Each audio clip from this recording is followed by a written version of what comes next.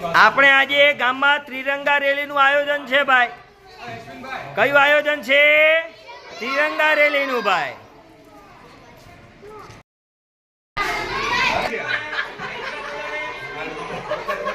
જોવો તમારા હાથમાં છે એ ત્રિરંગો છે. શું છે? એ ત્રિરંગામાં 3 કલર છે. કેટલા કલર છે? 3 કલર છે એટલે એને ત્રિરંગો કહેવામાં આવે છે. એને રાષ્ટ્રધ્વજ પણ કહેવામાં આવે છે. રાષ્ટ્રધ્વજને આપણે 15મી ઓગસ્ટે 26મી જાન્યુઆરીએ સલામી આપીએ છીએ. તમારા હાથમાં છે એ ત્રિરંગો અને રાષ્ટ્રધ્વજ છે. શું કહીશું એને? તિરંગો અને રાષ્ટ્રધ્વજ.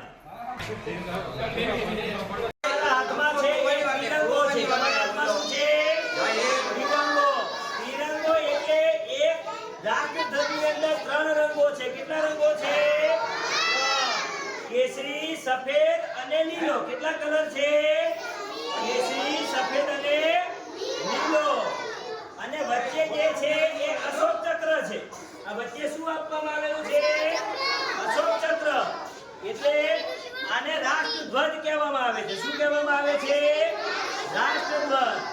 તમને બધાને રાષ્ટ્રધ્વજની સમજ મેળવવાની મજા આવી? ખૂબ મજા આવી.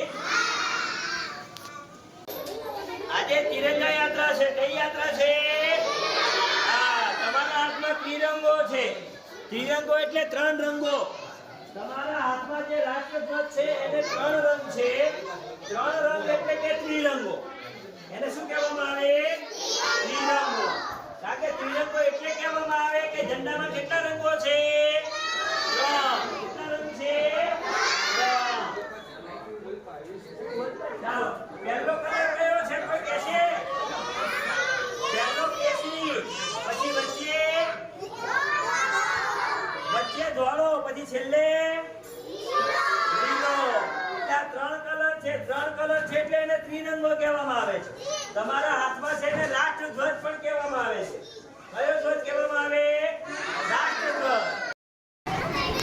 તમને બધાને ત્રિરંગા યાત્રામાં જોડવાની મજા આવી? આજે ત્રિરંગા યાત્રા. ત્રિરંગામાં આપણે 3 કલર જોયા. એને રાષ્ટ્રધ્વજ પણ કહેવામાં આવે છે. બધાને મજા આવી ને?